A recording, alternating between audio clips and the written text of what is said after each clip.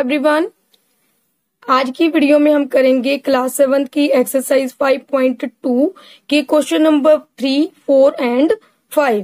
इससे पहले वाली वीडियो में इसके क्वेश्चन नंबर 1 और 2 को एक्सप्लेन किया गया था, समझाया गया था और इसके कुछ कंसेप्ट हैं उनको भी अच्छे से समझाया गया था, एंगल्स के बारे में बताया गया था। अगर आपने वो वीडियो नहीं देखी तो पहले आपने वो वीडियो जरूर देखनी है, तभी आपको आगे के सम अच्छे से समझ आ पाएंगे। उस वीडियो का लिंक आपको आई बटन में मिल जाएगा। आज हम स्टार्ट करते हैं क्वेश्चन नंबर 3 से। क्वेश्चन नंबर 3 है, in the given figure the intersected lines are parallel to each other, find the unknown angles. इसमें क्या कहेगा कि गिवन फिगर, जो भी फिगर दी गई है, the intersected lines are parallel. जो लाइन्स है ये वाली, ये क्या है, पैरेलल है, ठीक है, एक दूसरे के पैरेलल। एल लाइन और एम लाइन क्या है, पैरेलल है। और ये वाली लाइन कौन सी होती है, जो किसको काटती है, ट्रांसवर्सल लाइन है। इसमें जो अननोन एंगल्स हैं, जिसको एंगल्स हमें नहीं बताएंगे, उनको हमने फाइंड करना है, ठीक है। तो सबसे पहले हम एंगल ए, तो हमें यहाँ पर लाइन्स क्या सी है, लाइन्स है, गिवन क्या है, गिवन है हमें L is parallel to M, L parallel है M के। और एंगल नंबर 1 पता है, एंगल नंबर A एंगल है, जो A वाला एंगल है वो क्या होगा, वो होगा 80 डिग्री, बिकॉज, ठीक है, A एंगल, ये देखो ये लाइन है, ठीक है। हमने क्या किया था, corresponding angles, because of corresponding angle के कारण ए एंगल हमारा 80 डिग्री होगा, क्योंकि ये वाला जो ये लाइन है, लाइन के ऊपर, ये लाइन के ऊपर है, ये भी लाइन के ऊपर है, ये भी 80 डिग्री होगा, ये भी होगा। सेम साइड और सेम पोजीशन, जब भी किसी एंगल की सेम साइड होती है, सेम पोजीशन, देखो ये दोनों राइट साइड में है, ए एंगल भी राइट साइड में, 80 एंगल भी राइट साइड में, ये भी लाइन के ऊपर है, 80 एंगल भी लाइन के ऊपर है। इट मीन्स ए एंगल भी क्या होगा, 80 डिग्री। रीजन क्या है, क्योंकि ये कॉरेस्पॉन्डिंग एंगल है, ठीक है। हमने यहाँ पर रीजन बता दिया कि हमने ए को 80 डिग्री क्यों माना है, क्योंकि ये दोनों 80 डिग्री और ए एंगल एक दूसरे के कॉरेस्पॉन्डिंग एंगल, और कॉरेस्पॉन्डिंग जो एंगल्स होते हैं हमेशा इक्वल होते हैं, सेम होते हैं। नेक्स्ट देखो, ए एंगल हमें पता चल गया। अभी बी एंगल, ये देखो ये दो लाइन है, ए लाइन और एल लाइन, ए लाइन और एल लाइन इस पॉइंट पर इंटरसेक्ट कर रही है,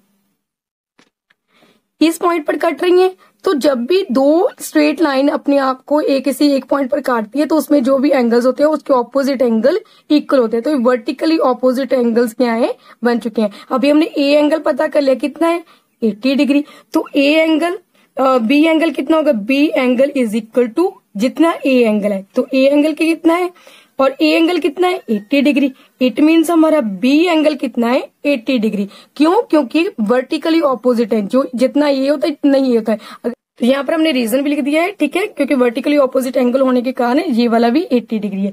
नेक्स्ट हमने ए पता चल गया, अभी बी पे पता चल गया। अभी सी एंगल, एंगल सी कितना होगा, ये लाइन देखो, एम लाइन और ए लाइन, ये ए वाली लाइन और एम लाइन आपस में इस पॉइंट पर कट रही हैं, ठीक है। अगर कट रही हैं तो ये वाले सामने वाले एंगल, ऑपोजिट जो एंगल्स होंगे वो भी क्या होंगे, इक्वल होंगे। अगर ये 80 डिग्री है तो ये भी 80 डिग्री है। रीजन क्या है, क्योंकि because of vertically opposite angles, ठीक है। तो ये वाला कितना होगा, 80 डिग्री। क्यों, रीजन इसका है वर्टिकली ऑपोजिट एंगल, ठीक है। तो हमने ये वाले एंगल्स पता लगे। अभी हमें क्या इतना पता चल गया, आंसर क्या है, ए एंगल है 80 डिग्री, बी एंगल भी 80 डिग्री है, सी एंगल भी 80 डिग्री है, और हमें गिवन एक एंगल था वो भी 80 डिग्री, मतलब सभी एंगल्स हमारे 80 डिग्री हैं, ठीक है। थर्ड का सेकंड पार्ट में हमें ये वाली पिक्चर गिवन है, ठीक है, ये वाली फिगर गिवन है। इसमें हमें ये वाला एंगल 70 डिग्री दिया गया है। वाई एंगल, एक्स एंगल और जेड एंगल पता करने हमने, ठीक है। तो सबसे पहले हम क्या, कौन सा एंगल पता करेंगे, ये देखो ये 70 डिग्री है, तो वाई एंगल भी कितना होगा, 70 डिग्री, क्योंकि ये दोनों देखो ई एफ जो ट्रांसवर्सल है वो ए बी को इस पॉइंट पर काट रही है। तो ये वाले सामने वाले एंगल जो ऑपोजिट एंगल्स होते हैं वो हमेशा इक्वल होते हैं। रीजन क्या है, वर्टिकली ऑपोजिट एंगल। तो एंगल जो वाई है, यहाँ पर हम लिखेंगे सेकेंड पार्ट का जो आंसर है, ठीक है, angle Y is equal to कितना है, 70 डिग्री। क्यों, क्या रीजन है इसका, क्योंकि ये है vertically opposite angle.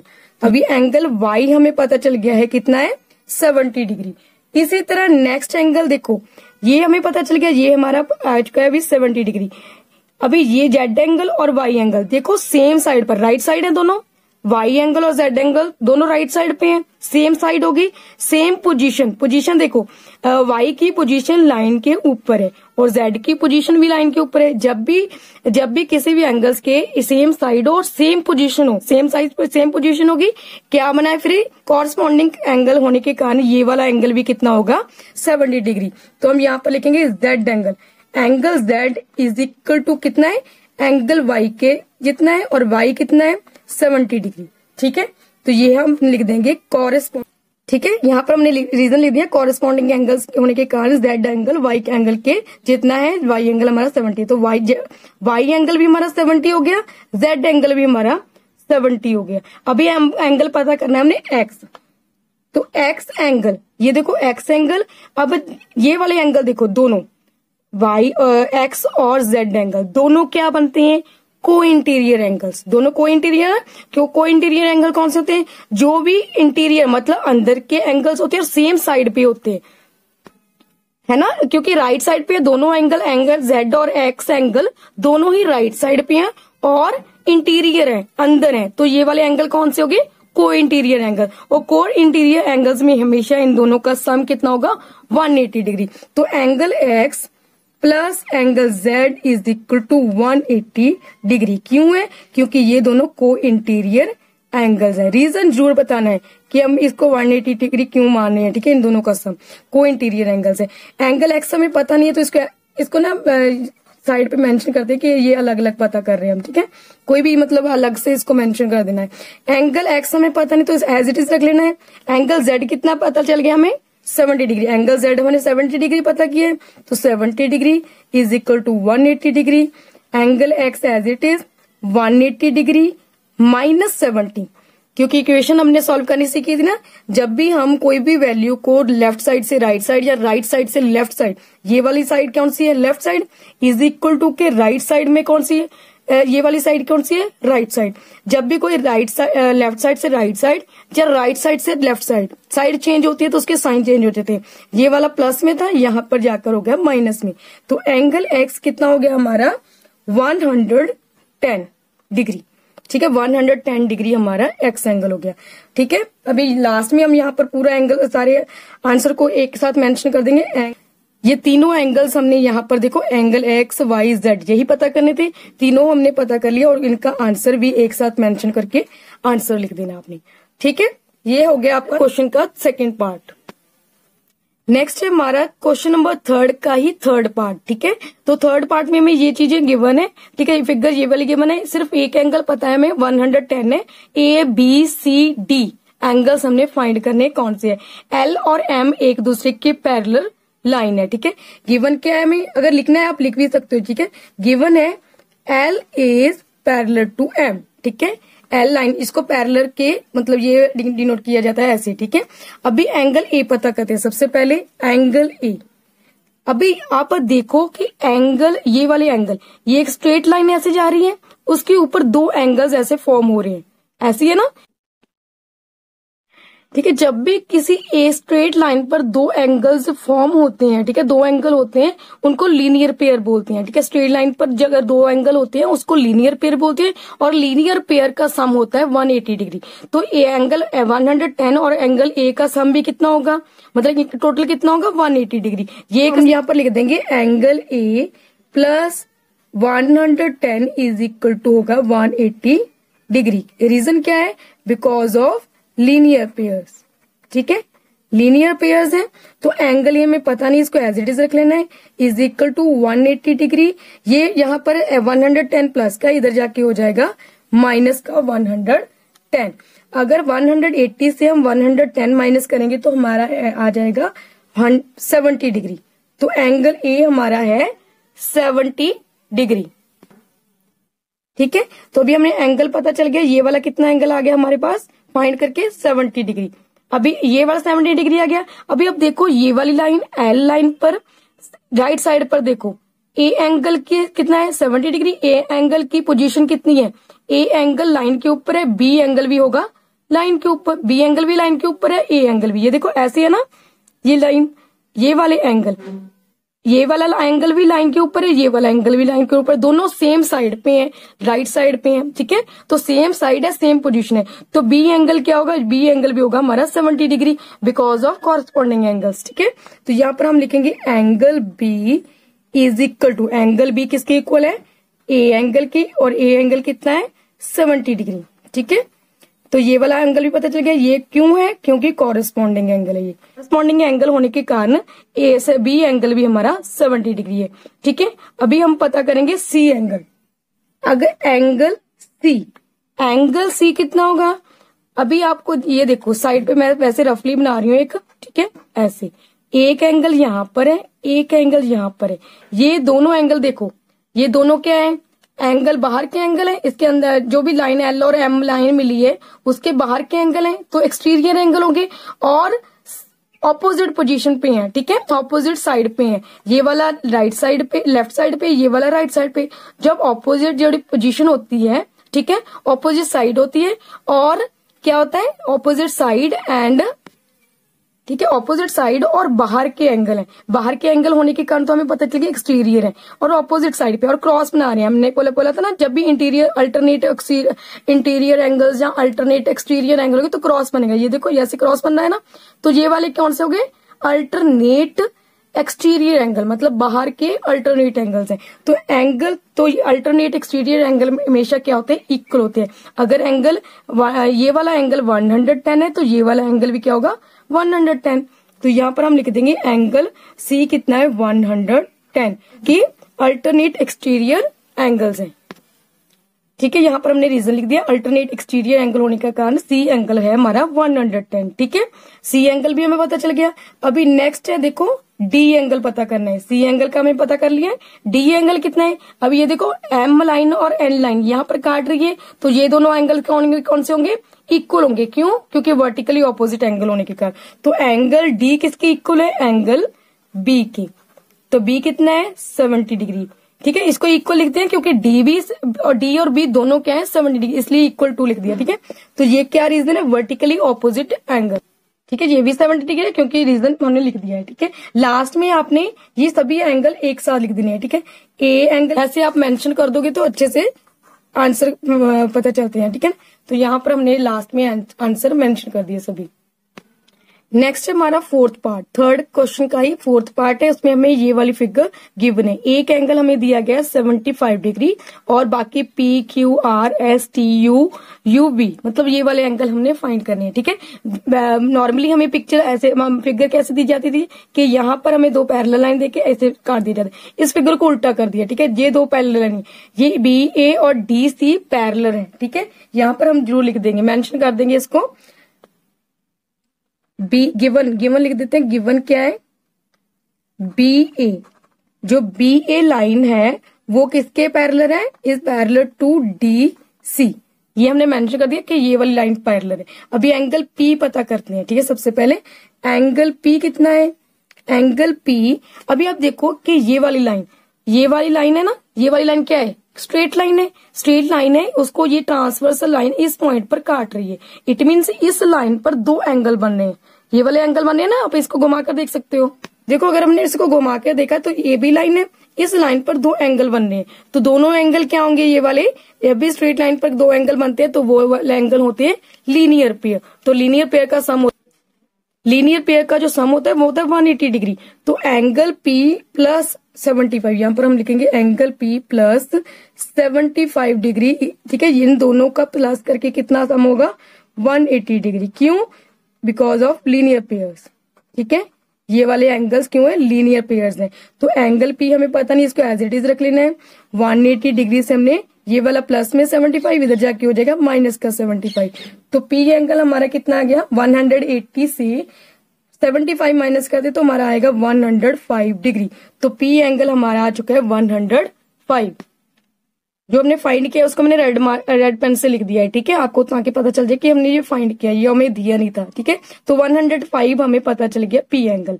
P angle अगर 105, पी के बाद अगर एंगल है हमारा क्यू, क्यू एंगल कैसे होगा, क्यू एंगल होगा एंगल क्यू एंगल, देखो ये वाली दो लाइन है बी ए और ई एफ लाइन यहाँ पर इंटरसेक्ट कर रही है जब भी दो स्ट्रेट लाइन, तो आगे के कौन ये क्या होंगे, वर्टिकली ऑपोजिट एंगल, तो ये एंगल सेम हो गया। अगर ये 75 है तो ये भी 75 होगा। तो एंगल क्यू किसके इक्वल है, 75 डिग्री। क्यों है, क्योंकि वो एंगल, तो हमें क्यू एंगल भी हमने पता कर लिया है। ठीक है, अभी ये देखो अगर ये दोनों ऑपोजिट एंगल्स हैं जो इक्वल है, तो पी और आर भी तो इक्वल होंगे, ये भी तो वर्टिकली ऑपोजिट एंगल है। तो एंगल आर कितना है, angle R is equal to किसके बराबर होगा, एंगल पी के, और पी एंगल है हमारा 105। तो इसका रीजन भी क्या है, क्योंकि ये वर्टिकली ऑपोजिट एंगल है, इसके कारण ये दोनों क्या होंगे, इक्वल होंगे। ठीक है, नेक्स्ट एंगल आर पता चल गया, ये वाले एंगल हमें सभी पता चल गया। अभी हमने एंगल एस पता करना है। एंगल एस, ये वाला देखो एंगल एस ये वाली इस लाइन पर, सी डी लाइन पर ये वाला एंगल ऊपर की तरफ है, तो यहाँ पर ए बी लाइन की ऊपर तरफ एंगल कौन सा है, पी। तो पी और एस एंगल देखो कि ये एंगल क्या है, सेम साइड पे और सेम पोजीशन पे है, ऐसे है ना, ये वाले एंगल ऐसे हैं, ये एंगल पी यहाँ पर है, एस एंगल यहाँ पर, ये पी है ये एस है, तो ये दोनों सेम साइड पे और लाइन के ऊपर है, ये भी लाइन के ऊपर है। तो इट मीन्स ये सेम साइड और सेम पोजीशन होती है, तो ये एंगल्स कौन से होते हैं, कॉरेस्पॉन्डिंग एंगल। अगर कॉरेस्पॉन्डिंग एंगल तो ये एंगल सेम होंगे, अगर ये 105 है तो ये भी 105 होगा। तो यहाँ पर हम लिख देंगे एंगल एस किसके इक्वल है, एंगल पी के, और पी एंगल है हमारा 105 डिग्री। तो ये एंगल हमारा हो गया कॉरेस्पॉन्डिंग एंगल के होने के कारण 105, यहाँ पर हमने मैच कर दिया। आगे एस के बाद एंगल टी देखो, एंगल टी और 75 की पोजीशन भी तो सेम है, दोनों क्या है, दोनों एस, यहाँ पर देखो ये वाले दोनों ऊपर की तरफ है, ये नीचे की तरफ थे, ये वाले ऊपर की तरफ है। अगर दोनों ऊपर की तरफ है इट मीन्स दोनों की सेम साइड है, और पोजीशन क्या है, इसकी भी लाइन के ऊपर है, इसकी भी लाइन से ऊपर है पोजीशन, तो सेम पोजीशन भी आ गई। ये भी एंगल क्या है, कॉरेस्पॉन्डिंग। एंगल टी किसके इक्वल होगा, एंगल 75 के। तो 75 के कारण यहाँ पर हम लिख देंगे कॉरेस्पॉन्डिंग एंगल। ठीक है, रीजन जरूर बताना है, अगर रीजन नहीं बताओगे तो क्लियर नहीं होगा कि आंसर आपने कैसे लिखा है। ठीक है, तो एंगल टी हमने फाइंड किया है 75। अभी हमें ये दोनों एंगल पता चल गए हैं, ये देखो डी सी और ई एफ इस लाइन को इस पॉइंट पर काटी है, तो ये एंगल ऑपोजिट एंगल्स हो गए। तो अगर ये टी 70 डिग्री है तो यू एंगल भी तो 70 डिग्री को, क्योंकि वर्टिकली ऑपोजिट एंगल एस से अगर 105 है तो वी एंगल भी हमारा वर्टिकली ऑपोजिट एंगल होने के कारण सेव होगा। तो ये वाला हमारा होगा 75 डिग्री, ये वाला एंगल होगा 105 डिग्री। ठीक है, तो यहाँ पर हम लिख देंगे एस टी के बाद यू एंगल कितना है, यू एंगल किसके इक्वल है, यू एंगल है टी के इक्वल, एंगल टी, और टी एंगल है हमारा 75 डिग्री। ठीक है, और एंगल यहाँ पर हम लिख देंगे वर्टिकली ऑपोजिट एंगल्स होने कारण। नेक्स्ट है एंगल यू पता चल गया। अभी एंगल वी एंगल किसके इक्वल है, वी एंगल है एस के इक्वल, और एस एंगल है हमारा 105। तो ये वाले एंगल ऑपोजिट एंगल्स। ठीक, यहाँ पर हमारे जितने भी एंगल्स हमने फाइंड करने तो वो हमें पता चल गया। आप प्रॉपर अगर इसको अलग से मेंशन करना है कि एंगल पी, वैसे तो यहाँ पर हमें पूरा मेंशन हो ही रहा है कि एंगल पी हमारा 105 है, ठीक है, एंगल क्यू 75 है, एंगल आर 105 है, एस 105 है, टी 75 है, यू 75 है, वी एंगल 105 है। तो इसको अलग से मेंशन करने की जरूरत नहीं है। अगर आप यहाँ पर सीक्वेंस वाइज नहीं कर रहे कि अगर कहीं आपने पी पता कर लिया, कहीं आपने एस पता कर लिया, कहीं आर पता कर लिया, तो आप अलग से एक बार आंसर जैसे हमने पीछे मेंशन किया ना ऐसे, तो आपने ऐसे मेंशन कर देना। ये हमने पहले सीक्वेंस वाइज किया है, पी क्यू आर एस, ठीक है, ऐसे पूरा सीक्वेंस वाइज किया है, इसलिए हमने अलग से मेंशन करने की जरूरत नहीं है। तो यहाँ पर हमारा क्वेश्चन नंबर 3 है वो कंप्लीट होता है। Next question number 4, find the value of X in the following figures if L is parallel to M. हमें यहाँ पर ये फिगर दी गई है जिसमें एल पैरेलल है एम, मतलब ये दोनों एक दूसरे के समान है, पैरेलल है, और एन ट्रांसवर्सल है। इसमें हमने एक्स की वैल्यू फाइंड करनी है, ठीक है। तो हमें ये पता है, देखो हमें दो ही एंगल दिए गए जो ये दोनों एल और एम के बीच में है, तो इंटीरियर एंगल हो गए और दोनों सेम साइड पे हैं, ठीक है, दोनों राइट साइड में है, इट मीन्स इंटीरियर एंगल है। और क्या है, को इंटीरियर, जब भी सेम साइड पे होते हैं, और ठीक है, तो वो और इंटीरियर अंदर के होते हैं, तो इसको बोलते हैं को इंटीरियर। को इंटीरियर होने के कारण इन दोनों का सम कितना होगा, 180 डिग्री। तो यहाँ पर हम लिखेंगे गिवन, पहले ये जो चीज हमें गिवन है हमारे L is parallel to M, ठीक है, और इसमें हमें एंगल 2 दिए गए, एंगल 3x प्लस 2x, ठीक है। 2x is equal to 180 degree. ये दोनों कितने हैं? ये 180 डिग्री है। क्यों है?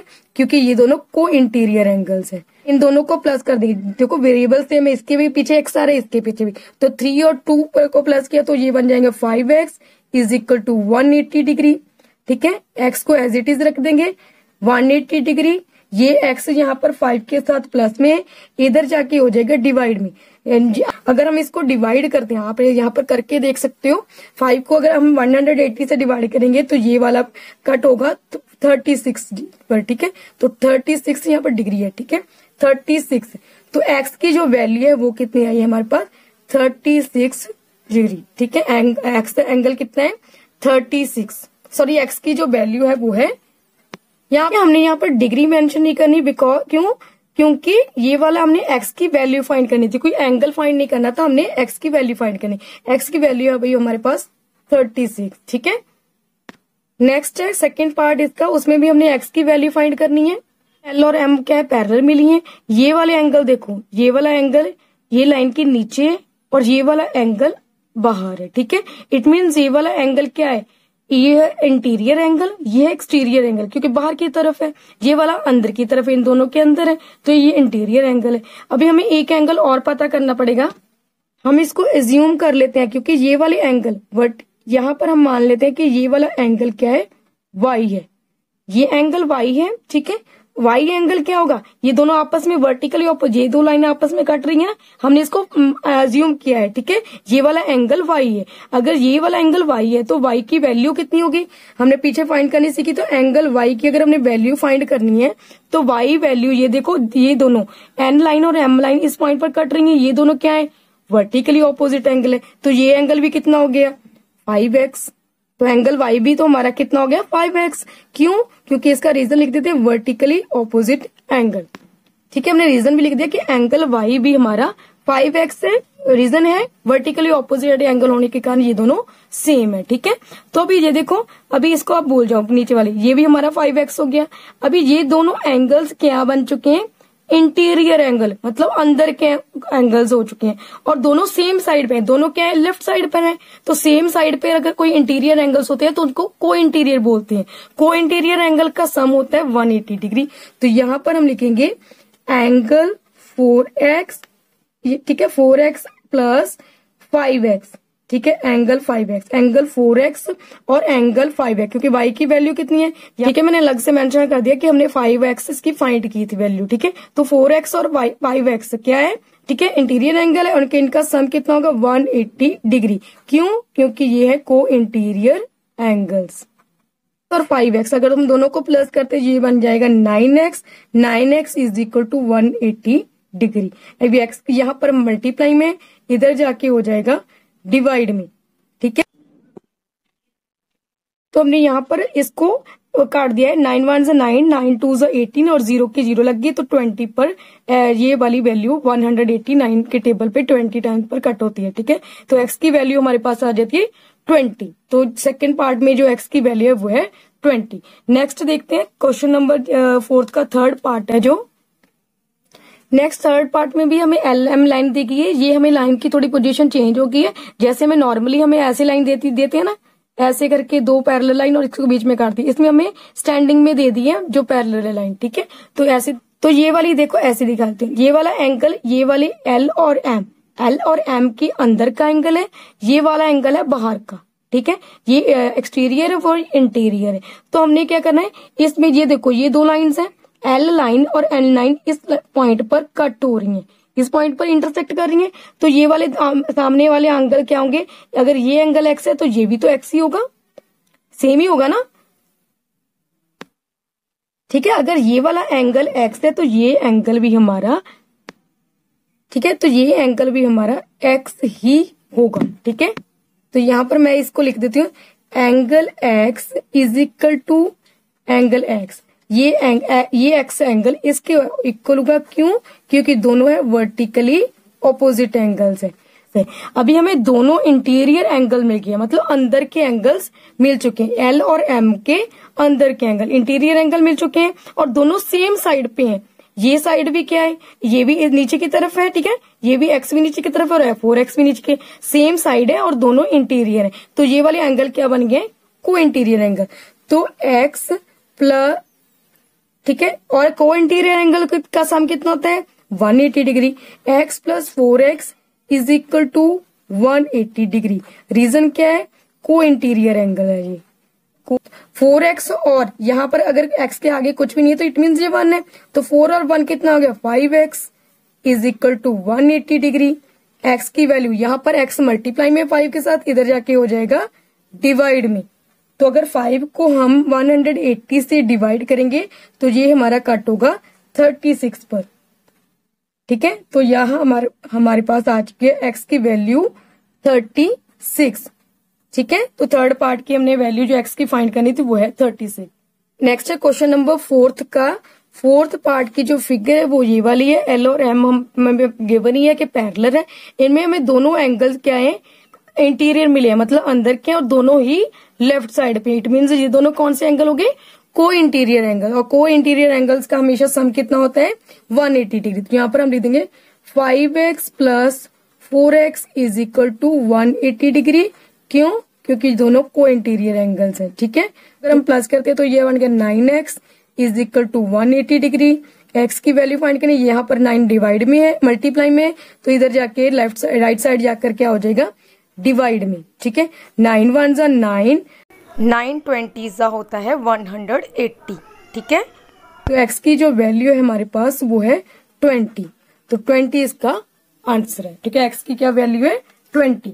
नेक्स्ट क्वेश्चन है question number 5। In the given figure arms of two angles, arm मतलब ये वाली जो लाइंस होती हैं, ठीक है, arms of two angles are parallel, ठीक है। इस फिगर में हमें जो भी आर्म्स दी गई हैं वो पैरेलल है, और फाइंड करना है हमने नीचे जो भी हमें वैल्यूज दी गई एंगल्स फाइंड करने हैं। डी जी सी, यहाँ पर जी सेंटर में है, इट मीन्स हमने ये वाला एंगल फाइंड करना है, जो भी सेंटर में होता है उसी एंगल को हमने फाइंड करना है, ये वाला एंगल फाइंड करना है। अभी आप देखो कि फर्स्ट जो पार्ट है, फर्स्ट पार्ट में हमने डीजीसी पता करना है, तो यहाँ पर एंगल ये लाइन और ये लाइन एक दूसरे के पैरेलल है, ये दिखाई दे रहा है ना हमें, 8B एंगल आर्म जो है वो डीजी के पैरेलल है। तो यहाँ पर हम लिख देंगे गिवन क्या है, हमें गिवन है AB is parallel to DG, DG के पैरेलल है एजी, ठीक है।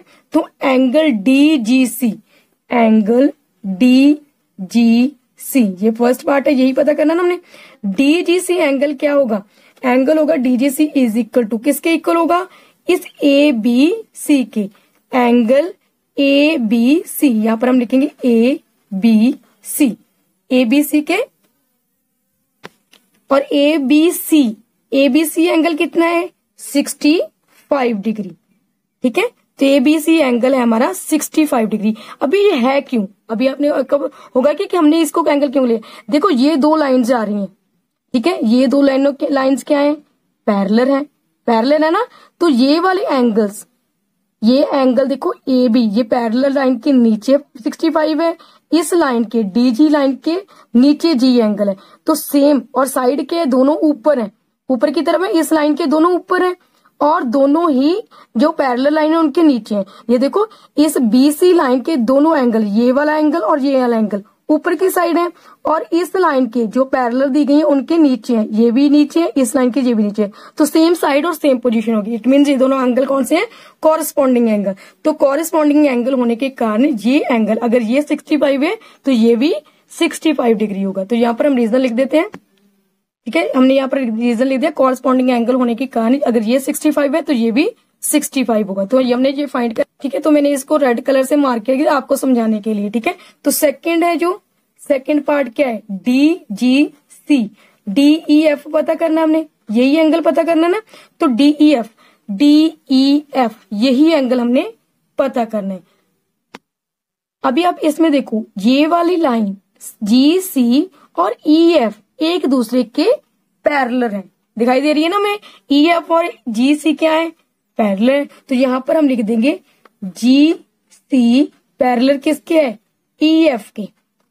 क्योंकि हमने ये पैरेलल क्यों माना है, क्योंकि हमें बताया गया कि जो भी एंगल्स फिगर्स में आर्म्स दी गई हैं वो एक दूसरे के पैरेलल हैं, ठीक है, इस तरीके से हमने तभी इसको पैरेलल बनाया। तो GC EF के पैरेलल है, अगर ये पैरेलल है तो ये एंगल हमारा बनता है 65 डिग्री। तो ये वाला एंगल देखो सेम साइड पर, तो ये वाला एंगल हमने पता करना है। ये एंगल है DEF जो भी बीच में होता है उसी का एंगल पता करना है, यानी कि E का एंगल हमने फाइंड करना है, यही फाइंड करना है। अगर ये 65 डिग्री है तो ये भी 65 होगा, ये भी 65 होगा। क्यों? क्योंकि ये देखो ये जो पैरेलल लाइन दी गई है EF के ऊपर है, GC के ये भी एंगल ऊपर है, तो सेम पोजीशन होगी, दोनों क्या है राइट साइड पे, सेम साइड और सेम पोजीशन होने के कारण ये दोनों कॉरस्पॉन्डिंग एंगल बन गए। ठीक है, तो यहाँ पर हम लिखेंगे एंगल DEF। जैसे हमें पूछा गया हमने वैसे ही लिख देना। हम एंगल E डायरेक्ट भी लिख सकते थे, मगर हमें इस इक्वेशन ऐसे बनाकर पूछा है तो हमने ऐसे आंसर देना। किसके बराबर होगा? एंगल DGC के। तो एंगल DGC के बराबर ही एंगल होगा EF के, और कितना है 65 डिग्री। तो इसका जो क्या रीजन है? कॉरेस्पॉन्डिंग एंगल होने के कारण। ठीक है, कॉरेस्पॉन्डिंग एंगल्स होने के कारण ये दोनों इक्वल है। इसका आंसर आपने लास्ट में नीचे मतलब लिख देना है। यहाँ पर मेरे पास स्पेस नहीं है, मैं यहाँ पर आंसर कर देती हूँ। DGC कितना फाइंड किया हमने? 65 डिग्री, और DEF कितना किया है? 65 डिग्री। तो ये दोनों आंसर्स हैं। ठीक है, आपने ये वाला एंगल जो आंसर है वो नीचे मेंशन करना है। ठीक है, ऊपर मेरे पास स्पेस नहीं थी इसलिए मैंने ऊपर आपको बता दिया कि आपने ऐसे लिखकर आंसर लिख देने हैं। ठीक है, नेक्स्ट है B पार्ट इसका। सेम वैसे ही हमने MNP ये वाली फिगर दी कि जैसे हमने पीछे किया वैसे ही करना है। तो पहले फर्स्ट पार्ट करते हैं, एंगल MNP। ठीक है, MNP में देखो MNP ये वाला एंगल पता करना है। ठीक है, तो एंगल MNP में पैरेलल कौन सी लाइन है? MN और RQ। ठीक है, ये लाइंस हमें पैरेलल दी गई है। ठीक है, MN parallel to RQ, parallel to का ये साइन होता है। ठीक है, तो हमने ये वाला बता दिया। अब अगर देखो अगर ये दोनों लाइन पैरेलल हैं तो हमने ये वाला एंगल पता करना है MNP, यानी कि N एंगल, ये वाला एंगल हमने फाइंड करना है। अगर ये वाला एंगल 70 डिग्री है, ये देखो दोनों क्या है लाइन के ऊपर है, इस MN की लाइन के दोनों ऊपर है, और जो भी ये वाली लाइन जो पैरेलल दी गई इसके नीचे एंगल्स बनते हैं। सेम साइड और सेम पोजीशन, देखो आप एंगल सेम पोजीशन है, ये भी लाइन के नीचे आ रहा है, ये भी इस लाइन के नीचे आ रहा है। ठीक है, ये भी इसके राइट साइड में, ये भी राइट साइड में, और इस लाइन के ऊपर है। इट मीन्स सेम साइड और सेम पोजीशन है, कॉरेस्पॉन्डिंग एंगल बनेंगे। तो ये वाला एंगल हमारा आएगा 70 डिग्री। ठीक है, तो ये एंगल भी हमारा 70 डिग्री होगा। हमने एंगल पता करना है, एंगल MNP ठीक है इज इक्वल टू MNP किसके इक्वल होगा? RQP, एंगल RQP की, और RQP ठीक है ये वाला एंगल कितना है? 70 डिग्री। तो ये हमने पता कर लिया, तो ये वाला एंगल भी हमारा 70 डिग्री होगा। सेकेंड पार्ट देखते हैं। सेकेंड पार्ट में RST एंगल पता करना है। तो RST इसमें हमें आर्म्स कौन सी पैरेलल है? ये वाली। ST किसके पैरेलल है? QP के। तो यहाँ पर हम लिख देंगे ST पैरेलल टू QP। ठीक है, SP जो है वो QP के पैरेलल है। अगर ये दोनों देखो, ये वाला एंगल हमें 70 डिग्री दिया गया है, ये देखो सेम साइड, इस साइड में ये 70 डिग्री है। हमने एंगल पता कौन सा करना? RST, मतलब S वाला एंगल पता करना जो सेंटर में होता है, ये एंगल फाइंड करना है।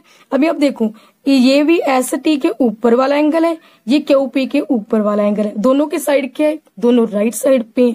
इट मीन्स दोनों की सेम साइड और सेम पोजीशन है। अगर ये 70 डिग्री है तो ये भी हमारा 70 डिग्री होगा। ठीक है, तो यहाँ पर हम लिखेंगे एंगल RST किसके इक्वल होगा? एंगल RQP के, एंगल RQP की, और RQP एंगल है कितना? 70 डिग्री। इट मीन्स RST भी एंगल हमारा 70 डिग्री। यहाँ आपने रीजन भी लिखना है, यहाँ पर मैंने ऊपर भी मेंशन नहीं किया था, आपने यहाँ पर भी लिख देना। ठीक है, तो ये रीजन क्या था? क्योंकि कॉरेस्पॉन्डिंग एंगल थे ये वाले। तो यहाँ पर हमने लिख दिया है कि कॉरेस्पॉन्डिंग एंगल होने के कारण ये समान है। ठीक है, यहाँ पर हम लास्ट में लिख देंगे एंगल MNP है हमारा 70 डिग्री, और एंगल RST ठीक है एंगल RST हमारा है 70 डिग्री। दोनों ही 70 डिग्री है, तो दोनों ही हमारा आंसर सेम है। तो यहाँ पर हम आंसर मेंशन कर देंगे। ठीक है, आपने ऐसे लिखना है। यहाँ पर हमारा क्वेश्चन नंबर 5 कंप्लीट होता है और इसी के साथ हमारी आज की वीडियो भी खत्म होती है। बाकी के क्वेश्चन का लिंक आपको एंड स्क्रीन में और डिस्क्रिप्शन में मिल जाएगा।